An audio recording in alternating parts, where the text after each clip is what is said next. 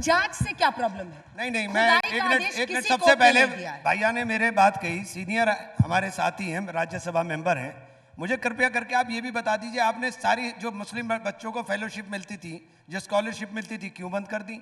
उनके जो coaching institute से उनको पैसा मिलना था, आपने क्यों बंद कर दिया? आप अगर इनको अपने साथ लगाना चाहते तो जो माइनॉरिटी डिपार्टमेंट का बजट एलोकेशन होता था उसमें पिछले 10 साल के अंदर लगातार आपने कटौती करके उसे ऑलमोस्ट खात्मे के कागार के ऊपर लाकर खड़ा कर दिया। आपने उर्दू जबान के तमाम शायरों के नाम लिए, आपने उर्दू जबान को खत्म करने के लिए उर्दू अकेडमी का तमाम तर बजट खत्म कर दिया। आप एक तरफ बात कहते हो कि ये लोग फनकार थे, ये लोग सब उर्दू में लिखते थे, आपने उर्दू को भी हिंदू और मुसलमान बना दिया। उर्दू खूबसूरत जबान है, उर्दू हिंदुस्तान की जबान है, उर्दू हिंदी की छोटी बहन है, उर्दू कोई विदेशी जबान नहीं, वो तो हमारी सरजमी की जबान थी, आपने तो उसे भी मुसलमान बना दिया। हम इस हिंदू मुसलमान की नफरत को मिटा करके हमारा साझा संस्कृति, साझा विरासत जो थी, हम उसे जिंदा रखना चाहते हैं। हम आप हाथ जोड़ के आपसे विनती करते हैं कि देश के अंदर नफरत बोना बंद कीजिए, देश के अंदर नफरत मत बोइए, देश के अंदर आप बुनियादी मुद्दों पे, आप सरकार के अंदर है, आपके सरकार में रहते हुए कैसे खतरे के अंदर आ जाएगा धर्म, वही समझ में नहीं आता।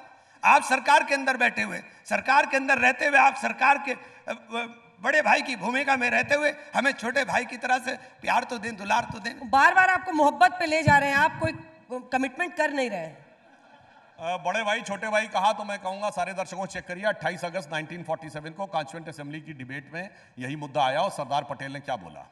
ये मोहम्मद इस्माइल मुस्लिम लीग के जो मेंबर थे, और ये वही मुस्लिम लीग थी जो जिन्ना ने बनाई थी, जिसका नाम बदल के मार्च 48 में इंडियन यूनियन मुस्लिम लीग कर दिया गया। तो यही मोहम्मद इस्माइल जिन्ना की मुस्लिम लीग के साउथ इंडिया के चीफ थे, पीजे पोकर साहब बहादुर और मोहम्मद इस्माइल, जिन्हें कायदे मिल्लत कहा जाता था। उन्होंने कहा कि हम छोटे भाई हैं, हमें आपका प्यार चाहिए। तो सरदार पटेल ने सबसे तल्ख लहजे में जवाब दिया था, ये छोटे भाई बड़े भाई की बात अब मत करिए, आपको जो लेना था आपने ले लिया। और ये बात मैं एलानिया कह रहा हूं, 3 जनवरी 1948 को कलकत्ता में सरदार पटेल ने बोला है। और यह भी एक फैक्ट है कि पाकिस्तान के मुसलमानों ने नहीं बनाया था, भारत के मुसलमानों ने बनाया था।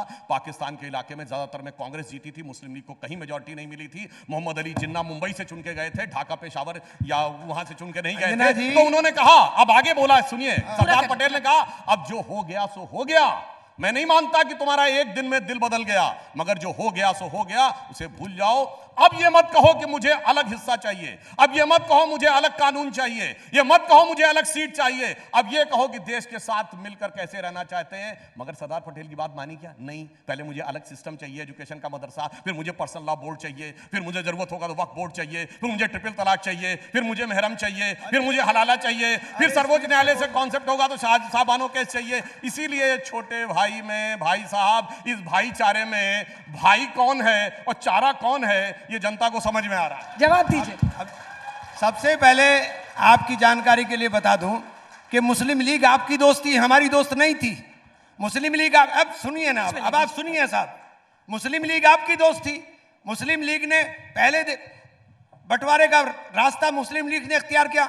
मुस्लिम लीग की सरकार के अंदर मंत्री श्यामा प्रसाद मुखर्जी बंगाल के अंदर थे। मुस्लिम लीग के साथ सिंध के अंदर भगवान दास मुख्यमंत्री बनकर के सरकार आप चला रहे थे। मुस्लिम लीग आपकी सहयोगी थी। आप इतिहास, AK फजलुल हक की सरकार थी, आप इतिहास नहीं मिटा सकते। ये इतिहास के अंदर है कि आप दोनों मिलकर हिंदू महासभा और मुस्लिम लीग देश के बंटवारे की बात कर रहे थे।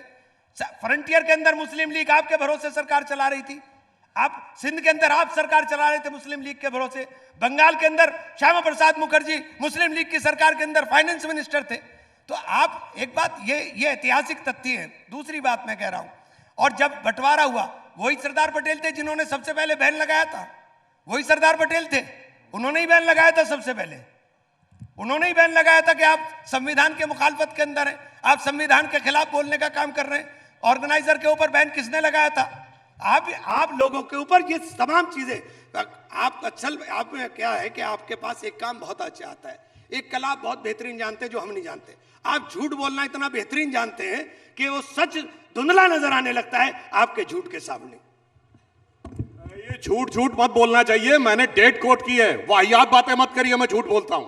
28 अगस्त 47 और अभी खोलो 270 नंबर पेज पे दिखाई पड़ रहा है कॉन्स्टिट्यूशन असेंबली की डिबेट में। AK मैं नहीं बोल रहा हूं के अंदर झूठ मंत्री झूठ थे, झूठ नहीं थे शायद मौलाना मुखर्जी। अब मैं बताता हूं इनका मुस्लिम लीग की सरकार के अंदर मुस्लिम लीग की सरकार में सुनिए, मंत्री हाँ, थे मैं बता रहा हूं, आपके वो बीच भी में झूठ है, सुनिए। वो भी झूठ है। 1941 में श्यामा प्रसाद मुखर्जी ने फजलुल हक की पार्टी प्रजा कृषक पार्टी के साथ मिलकर सरकार बनाई। फजलुल हक ने 1946 में मुस्लिम लीग ज्वाइन कर ली, उसको ये लोग झूठ बोलते हैं। आई चैलेंज 1941 में प्रजा कृषक भगवान दास पार्टी के किसके साथ मुख्यमंत्री थे? वो फजलुल हक ने बाद में मुस्लिम लीग ज्वाइन किया। क्यों ज्वाइन की? अब सुनिए, फजलुल हक फिर भी उदारवादी मुस्लिम था, मगर कांग्रेसियों को जब लगा कि सिर्फ जिन्ना ही जिन्ना की जय जयकार करते चले जा रहे हैं, सही बात चले गए। हम इसीलिए मैं हम बंटवारे के खिलाफ थे, नहीं हम बंटवारे के खिलाफ थे, नहीं और मैं गलत दूसरी बात बात है। कहता हूं, हम बंटवारे के खिलाफ थे, आप बंटवारे के साथ थे, हम बंटवारे के खिलाफ थे।